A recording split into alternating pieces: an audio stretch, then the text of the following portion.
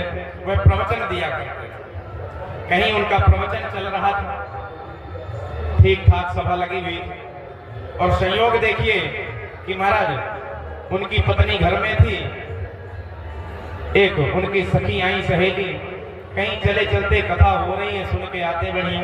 अब पत्नी को नहीं पता कि मेरे पति की ही कथा हो रही है। पत्नी चल पड़ी, महाराज पांडाल लगा हुआ था, पीछे जगह मिली, बैठ गई एक स्थान पर, कथा श्रवण किया। प्रसंग चल रहा था लहसुन प्याज का। अब पंडित जी जो है कथा कर रहे हैं। पंडित जी ने कहा लहसुन प्याज को छूना नहीं चाहिए, खाने की तो दूर की बात है, तामसिक है। इसको खाने से हमारी जो मन है, हमारी बुद्धि है, तामसी हो जाती है, आसुरी वृत्ति आने लगती है, मन इधर उधर भटकता रहता है। इसको छूना भी पाप है, भैया इसको त्याग दो। अगर किसी के घर में हो तो खुद ना छू करके किसी प्रजा को बुला करके निकलवा के बिकवा दो। अब पंडिताई ने समंजस में, पंडिताई का ये समंजस में तो पिछले बाजार को पंडित जिला के रखे हैं 5-5 किलो घर।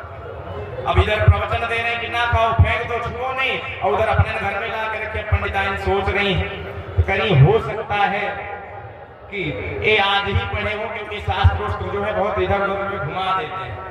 शायद ये बातें इनको पहले ना पता रही हो, पहले लहसुन प्याज खाते रहे, प्रवचन देते रहे, लेकिन शायद आज ही पढ़े हैं, इसी वजह से आज कह रहे हैं कि लहसुन प्याज नहीं खाना चाहिए, छूना नहीं चाहिए। अब भैया पंडिताई को जब इतना पता चला, जैसे प्रसाद वितरण हुआ, सब भूल करके दौड़ी दौड़ी आई घर पे, और एक प्रजा पवन को बुला करके कहा भैया सब फेंक दो, एकदम से पानी वानी छिड़का, गाय के गोबर से लिपवाया। अब पंडित जी आए तो टिक्कर बना के रख दिया, मोटा मोटा टिक्कर, रोटी सब्जी थी नहीं, लहसुन प्याज के अलावा कुछ। पंडित जी कथा में चले गए थे, और भगवान की कृपा दाल भी ना थी घर में, दूध दही भी नहीं था। अब पंडित जी के सामने सूखा टिक्कर दे दी। पंडित जी ने कहा ये क्या है? पंडितानी ने कहा टिक्कर है।